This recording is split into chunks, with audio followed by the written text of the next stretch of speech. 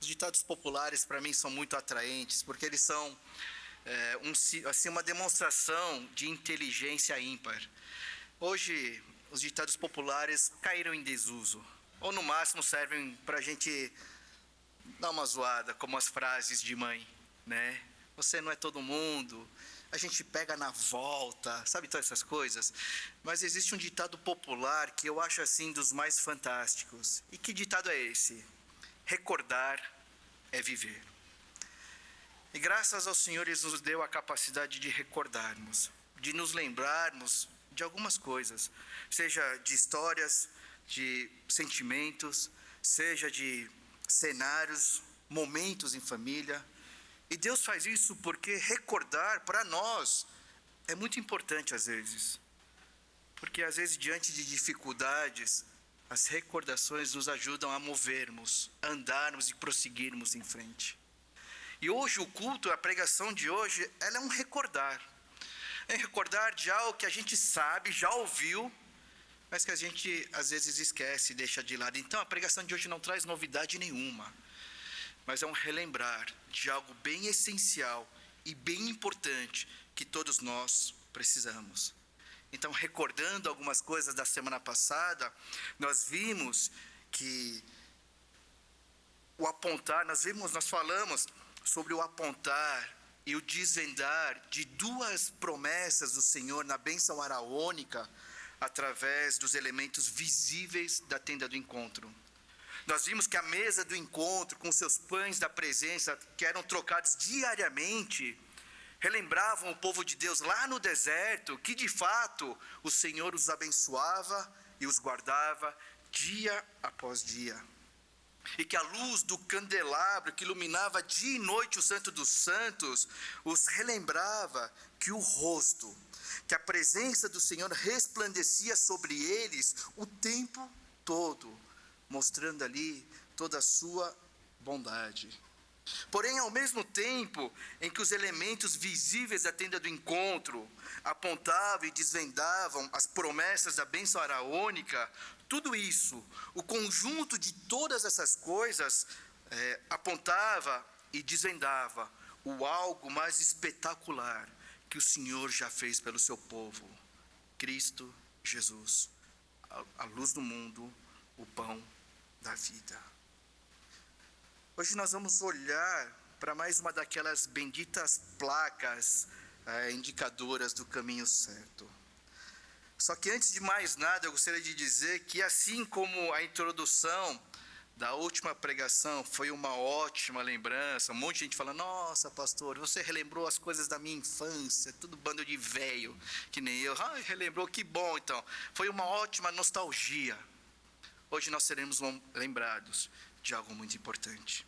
E o texto que eu queria rever com vocês é o mesmo da semana passada, número 6, 22 a 27, que diz assim: o Senhor disse a Moisés: fale com Arão e com seus filhos, dizendo que abençoe os filhos de Israel do seguinte modo: o Senhor os abençoe e os guarde. O Senhor faça resplandecer o seu rosto sobre vocês e tenha misericórdia de vocês.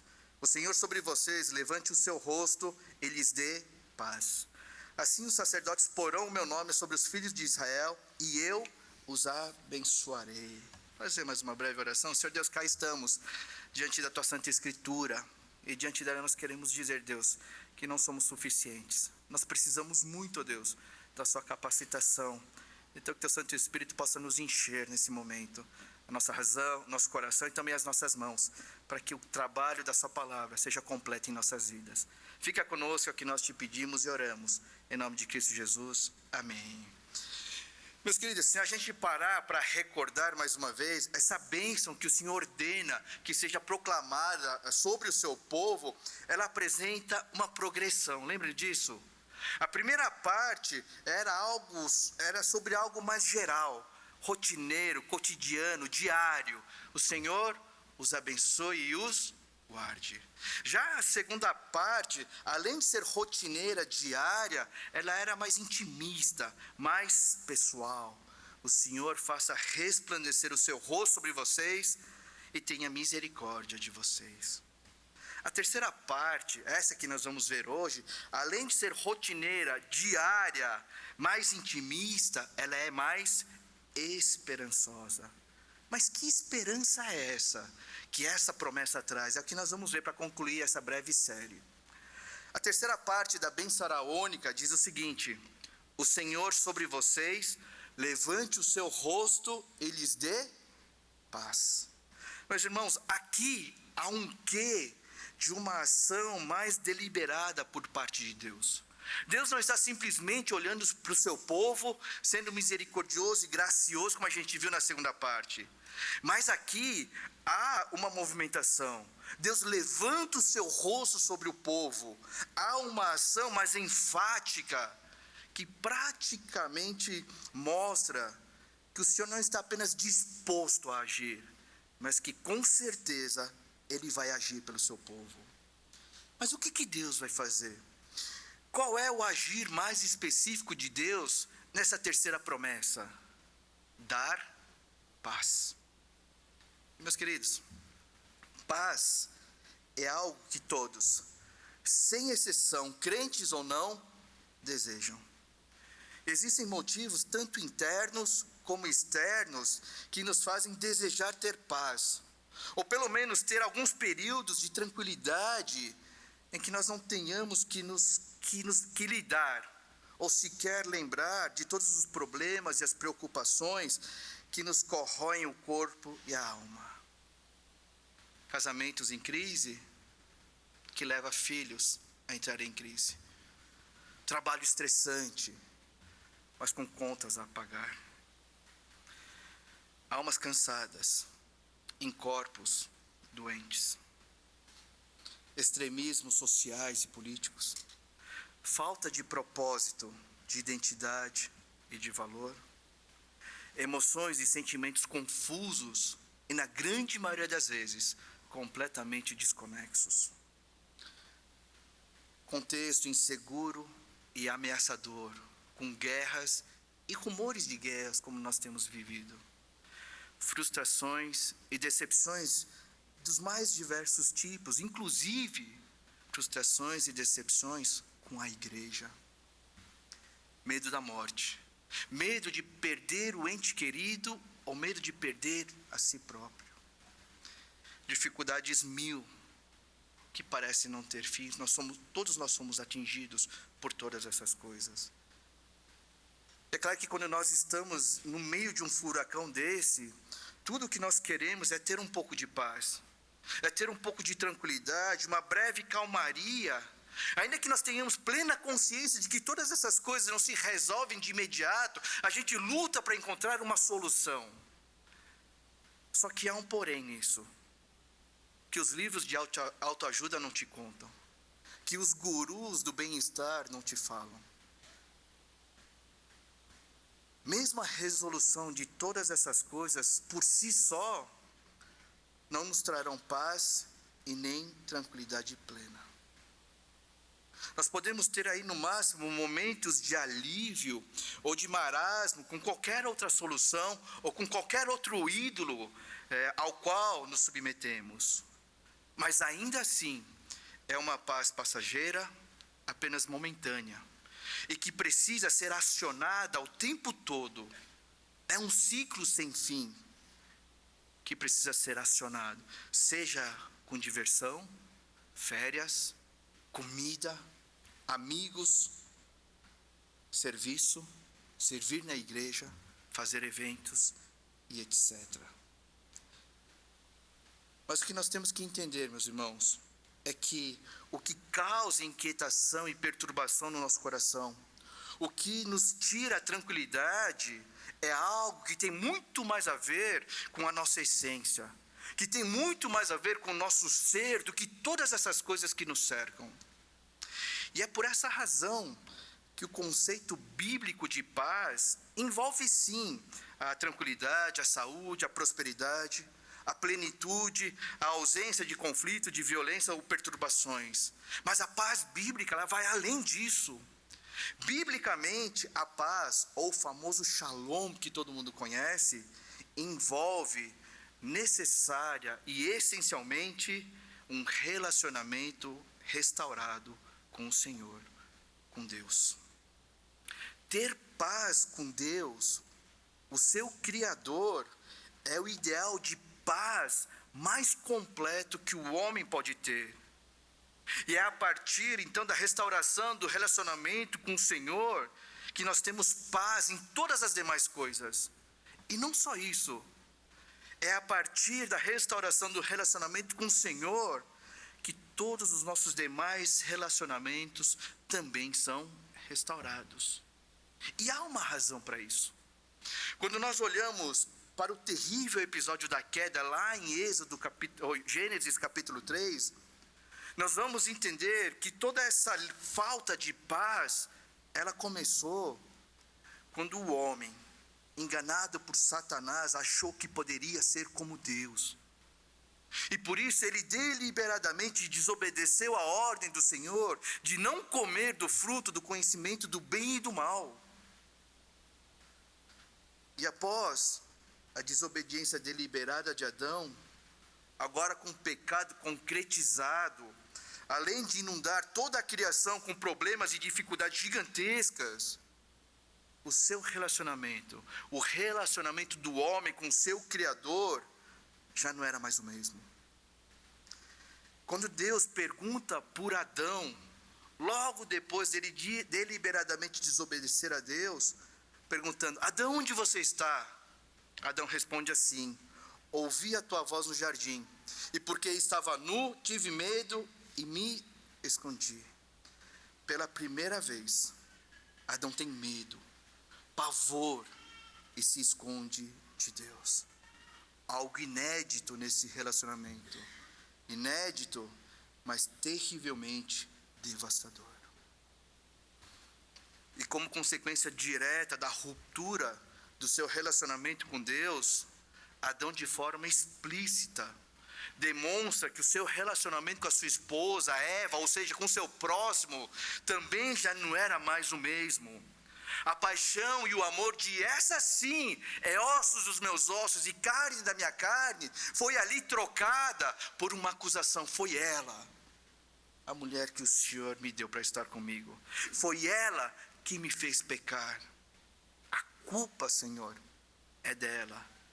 E infelizmente, nós vivemos assim ainda. A relação do homem com a criação também é completamente afetada. A criação não é mais totalmente favorável ao homem. A palavra diz que Deus diz o seguinte: maldita é a terra por sua causa. Ela produzirá também espinhos e ervas daninhas, e você comerá da erva do campo, a era do banquete gracioso que a criação simplesmente dava ao homem. Acabou. E por fim, o relacionamento do homem consigo mesmo, da mesma forma, nunca mais foi o mesmo, como está escrito na primeira parte de Gênesis capítulo 4. Ali em Gênesis 4, Caim traiçoeiramente atrai o seu irmão Abel para o campo, após ter sido rejeitado por Deus, juntamente com a sua oferta. E é ali no campo que traiçoeiramente, friamente, Caim assassina o seu irmão Abel. E a pergunta é: o que Abel fez que merecia a morte? Sabe qual é a resposta? Nada. Porque o grande problema de Caim nunca foi Abel, mas foi lidar com ele mesmo. O grande problema de Caim sempre foi Caim. O que nos faz entender que há um severo rompimento do eu com eu mesmo. E tudo isso nos mostra que por causa do pecado, o homem, ao romper com o Senhor, com o seu Criador, e consequentemente romper os seus demais relacionamentos, seja com ele mesmo, seja os relacionamentos externos, ele se torna um miserável. Sem ter certeza do que ele é, do que fazer, com quem fazer, como fazer e por que fazer. Inseguro, incapaz e insensível ao Senhor. E por isso mesmo, sem paz nenhuma. E isso se perpetua até nós. E sabe o que é o pior? a gente consegue piorar todas as coisas. Sabe o que é o pior? Diante de tanta tragédia, é que o homem agora, ele passa a viver o engano de que pode encontrar a solução da sua miséria, que ele pode encontrar a solução da sua falta de paz nele mesmo, suas conquistas, seu status, seu poder, ou nos outros, ou na criação. Ledo e perigoso engano, pois na queda, todas essas coisas foram tornadas miseráveis juntamente com ele. E essa busca de tentar achar soluções nos atinge até os dias de hoje. Meus irmãos, a paz que tanto desejamos só nos vai ser plena quando o relacionamento com o nosso Criador for restaurado e vivido. A grande questão é que se não repousarmos no nosso Criador, para quem nós fomos feitos, se não tivermos paz com Deus em primeiro lugar, nada poderá solucionar a perturbação, a intranquilidade, a inquietação do nosso coração. E uma das citações mais pontuais sobre isso é de Agostinho, bispo de Hipona, no seu livro Confissão. E é uma das citações mais espetaculares que eu já usei algumas vezes. Ela diz o seguinte: fizeste-nos para ti, e inquieto está o nosso coração, enquanto não repousa em ti. Agostinho está fazendo uma oração nesse livro. Ele está dizendo ao Senhor: fizeste-nos para ti, nós fomos feitos para ti. E inquieto está o nosso coração, enquanto não repousa em ti. Enquanto não voltamos ao nosso Criador, nosso coração ele vive inquieto. E quando nós voltamos para o texto de hoje, a paz que o Senhor deseja dar de forma ativa, lembra? De forma deliberada ao seu povo, quando ele diz na bênção araônica: o Senhor levante o seu rosto, e lhes dê paz, é justamente esse repousar nele. É essa paz única que é capaz de acabar com toda e qualquer inquietude do coração. É com a promessa de um shalom pleno que o Senhor deseja deliberadamente abençoar o seu povo. Tá, mas como é que o povo lá no deserto poderia ter plena certeza de que esse é o desejo de Deus, que o desejo de Deus é dar paz? Como é que o povo poderia crer de fato nessa promessa de uma paz e de um shalom pleno? Ou ainda, como é que o povo poderia ter certeza de que poderia repousar em um Deus santo? Olhando para a tenda do encontro e ali se deparar com um altar de sacrifício, onde eram feitas as ofertas pelo pecado, onde sangue era derramado para aplacar a ira santa de um Deus justo, justificando, limpando e purificando o seu povo. Trazendo tudo isso para perto de nós, meus queridos, da mesma maneira que os pães da presença e a luz do candelabro apontam para Cristo, o altar de sacrifício aponta e desvenda o Cordeiro verdadeiro de Deus. A bênção araônica e a tenda do encontro, mais uma vez, nos relembram que, graças a Deus, nós temos Cristo, o pão da vida, que foi despedaçado pelos chicotes romanos e pela coroa de espinhos. A luz do mundo, que com pregos e cravos foi literalmente apagada, porque ali no Calvário houve escuridão, desde o meio-dia até as 15h. O Cordeiro, que foi terrivelmente sacrificado naquela cruz. E aquilo que Cristo fez na cruz é muito mais do que suficiente para nos reconciliar, para restaurar a nossa comunhão com o nosso Criador. E também para nos regenerar, para nos adotar, nos santificar num processo contínuo e também para nos justificar. E com isso, como está escrito em Romanos capítulo 1:5, que nós lemos na introdução do culto: justificados, pois, mediante a fé, temos paz com Deus por meio do nosso Senhor Jesus Cristo.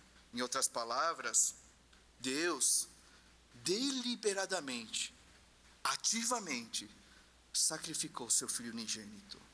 Aquilo que ele impediu Abraão de fazer, ele fez com Jesus, para que hoje nós pudéssemos ter plena paz.